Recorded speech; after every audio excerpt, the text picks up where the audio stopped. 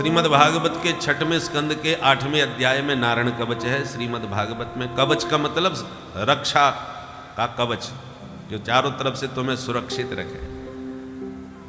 इस नारायण कवच में नारायण के ही विविध नामों से रक्षा का कवच धारण किया जाता है। जो भी इस नारायण कवच का नित्य पाठ करे उसके ऊपर किसी का भी कोई जादू टोना नहीं चलता, उसके ऊपर कोई अलाय बलाय भूत व्याधा कभी नहीं आ सकती। इसलिए थोड़ा भी संस्कृत का ज्ञान हो तो नारायण कवच का पाठ सबको करना चाहिए। बहुत ही अद्भुत ये रक्षा कवच है। और कोई भी समस्या आवे, संकट आवे या आपत्ति विपत्ति या किसी प्रकार की रोग व्याधि सतावे तो नारायण कवच का पाठ या तो किसी ब्राह्मण से कराओ, और कर सकते हो तो स्वयं करो। प्रतिदिन नारायण कवच करोगे तो ये बाधाएं सब अपने आप ही दूर ही रहेंगी।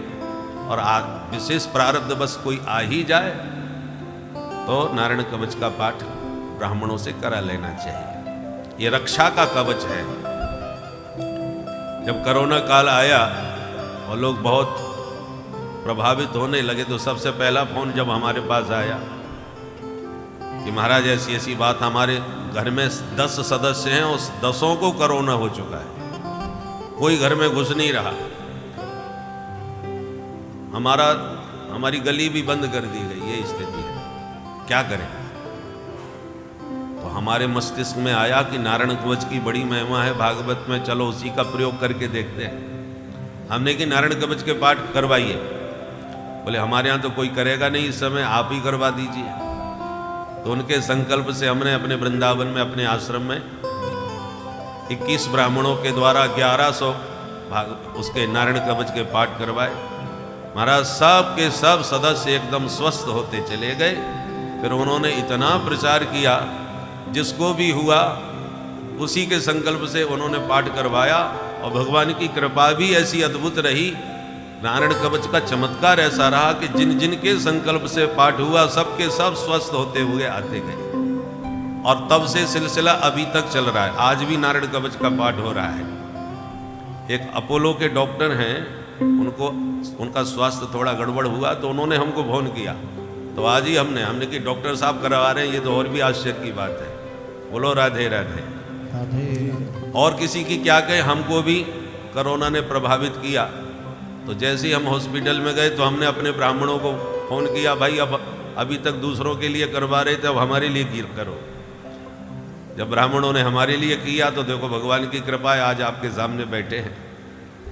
इसलिए नारायण कवच का हमने बहुत निकटता से अनुभव किया है, प्रैक्टिकल किया है।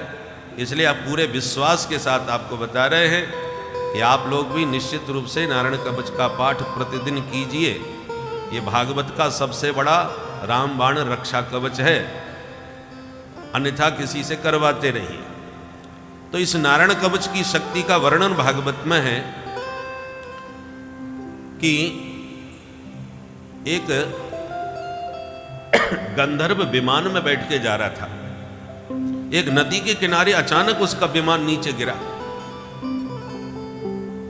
तो उसने विमान में देखा कोई खराबी नहीं है, कोई कमी नहीं है, फिर भी विमान उड़ नहीं रहा।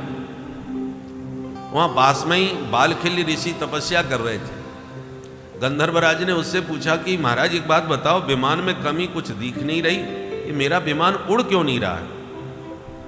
तो बालखिल्य ऋषियों ने कहा, गंधर्वराज एक महात्मा नित्य नारायण कवच का पाठ करते थे यहाँ पर, अब उनका शरीर छूट गया है, उनका उम्र पूरी हो गई, परंतु उनका शरीर हड्डियां अभी भी यहाँ पड़ी हुई हैं। तो नित्य नारायण कवच की पाठ की शक्ति से उनकी हड्डियों में चुंबकीय शक्ति आ गई है। इनके ऊपर से जो भी उड़ेगा वो नीचे गिरेगा, विमान में कोई कमी नहीं है। ये महात्मा की हड्डियों में चुंबकीय शक्ति है, इसलिए पहले इन अस्थियों का विसर्जन करो, तब तुम्हारा विमान आगे बढ़ पाएगा। सबालखिल्य वचनात् अस्थि न्यादाय विस्मिता। बालखिल्य ऋषियों के ये वचन सुन के गंधर्व आश्चर्य में पड़ गया, और महात्मा का जैसे अस्थि विसर्जन सब किया संस्कार, सोई उसका विमान उड़ गया। ऐसा अद्भुत ये नारायण कवच है।